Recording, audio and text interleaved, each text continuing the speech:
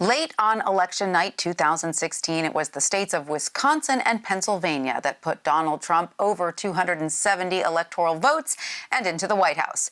But now a new CBS News Battleground Tracker poll shows the president is trailing in both swing states. Presumptive Democratic nominee Joe Biden leads Donald Trump by 6 points in Wisconsin and by 6 points in Pennsylvania. In 2016, President Trump narrowly won both states by less than 1 percentage point. This comes as the former vice president is set to announce his running mate any day now. CBS News political correspondent Ed O'Keefe has more. Even on a bike ride at his vacation home in Rehoboth Beach, Delaware, the former vice president couldn't escape the question everyone wants answered. Mr. Vice President, have you picked a running mate yet? Yeah, I have. You have? Who is it? Who is it? You. Joking aside, Biden is expected to announce his VP pick in the coming days. Most of the women under consideration haven't been seen in public recently, but one of them, former Obama National Security Advisor Susan Rice, was spotted playing tennis with her husband on Sunday. Ambassador, have you been interviewed by Vice President Biden? Happy Sunday, dear ladies. Hope you're having a good one. CBS News has learned that Biden has met face-to-face with at least one of the contenders. Michigan Governor Gretchen Whitmer flew to Delaware last Sunday to meet with him. The 48-year-old first-term governor gained national attention for her strict stay-at-home order during the pandemic. In an interview with CBS Sunday Morning, Jill Biden says she's weighed in on the big choice. We've talked about the different women candidates, but it's got to be Joe's decision, who he feels most comfortable with, who shares his values. And that's what he's always said, that he and Barack had. We've also learned more about what Democrats are planning for their convention that begins a week from tonight. Among the party leaders and Biden and his running mate, there will also be several regular Americans invited to speak, including a Pennsylvania farmer who voted for President Trump 4 years ago, but says he won't be doing so again this year because of disagreements with his trade policies. Ed O'Keefe, CBS News, Washington. Associated Press national political reporter Alexandra Jaffe joins me now. Her latest article looks at why Biden's choice of running mate matters more than usual this year. Welcome, Alexandra. Great to have you with us. So how is the significance of Biden's pick different compared to past election cycles? Well, there is some debate among historians about how big of a deal the vice presidential pick is. Some historians say Lyndon Johnson helped JFK win in the 1960 election.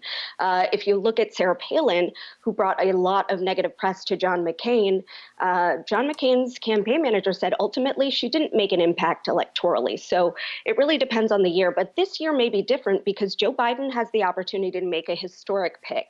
He has already pledged to choose a woman. He has not pledged to choose a woman of color or a black woman, but he's been facing increasing pressure to do so. And there are more and more Democratic operatives that expect him to do so. That could be sort of a historic choice and could really rev up both African-American voters and female voters going forward. So there is other reporting that has suggested that Biden may not want to pick someone who could overshadow him politically. But looking ahead, if the Democratic presidential primary is open in 2024, where will that leave his potential vice president? It's a great question, and that's why some other Democrats are pushing Senator Kamala Harris as his potential pick. She's obviously a younger rising star within the party. If she were chosen by Joe Biden, she would immediately become the front runner for the 2024 primary. And I think a lot of Democrats want to avoid what we saw this time where, there were over a dozen candidates off the bat, and it was a long, drawn-out, tough primary for Democrats. So some say he should choose someone that would be a very clear front runner and lead the ticket in 2024. Others say it should be wide open to as many sort of rising stars in the party as we saw this cycle. So at the end of the day, it's Joe Biden's decision, and he's keeping pretty close counsel on this one.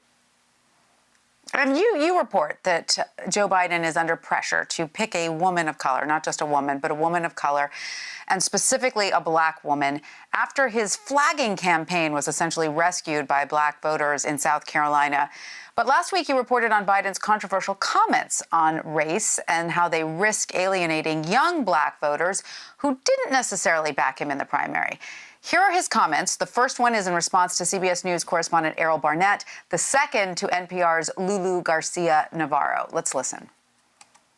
Please clarify specifically, have you taken a cognitive test? No, I haven't taken a test. Why the hell would I take a test? Come on, man. That's like saying before you got in this program, if you take a test where you're taking cocaine or not, what do you think, huh? Are you a junkie? What do you say? What you all know, but most people don't know, unlike the African-American community, with notable exceptions, the Latino community is an incredibly diverse community with incredibly different attitudes about different things. You go to Florida, you find a very different attitude about immigration in certain places than you do when you're in Arizona. So Biden later walked back that comment, saying he did not mean to suggest the African-American community is a monolith. But what did the young Black activists and politicians tell you about how they view Biden? Yeah, absolutely. This is another moment that may have solidified some of the concerns some of these young Black activists and elected officials had already had about Joe Biden. Now, we all know Joe Biden has struggled with young voters overall. We've seen flagging enthusiasm among young voters, but particularly among young Black voters, it's notable because Joe Biden is so strong with the Black community generally.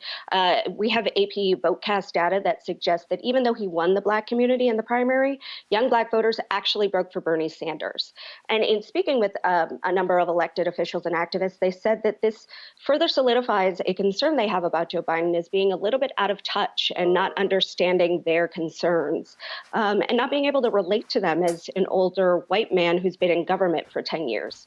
So this is something he's going to have to make more of an effort to do to reach out to that community and to get them energized in the election.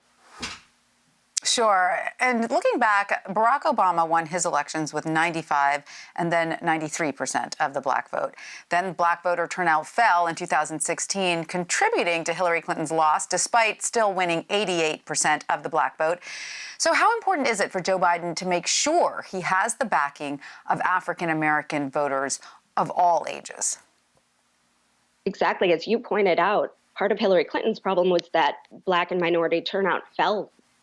So there's not really any indication that these young Black voters are going to turn to Donald Trump as opposed to Joe Biden, but there is indication that they could stay home, particularly in states that are going to be key to a Joe Biden win, like Michigan, like Florida, where there are strong Black communities, large Black voter populations. He's going to need every vote he can get if this comes down to the wire. And so, the Biden campaign has said that they are looking for every vote that they can get, that they're going to meet voters where they are, and they are making some efforts to reach out to young Black voters through HBCUs and other events. But, in speaking with some of these activists and elected officials, there's an indication that he has more work to do. All right. Well, Alexandra Jaffe, thank you so much for your time. We really appreciate it. Thanks for having me.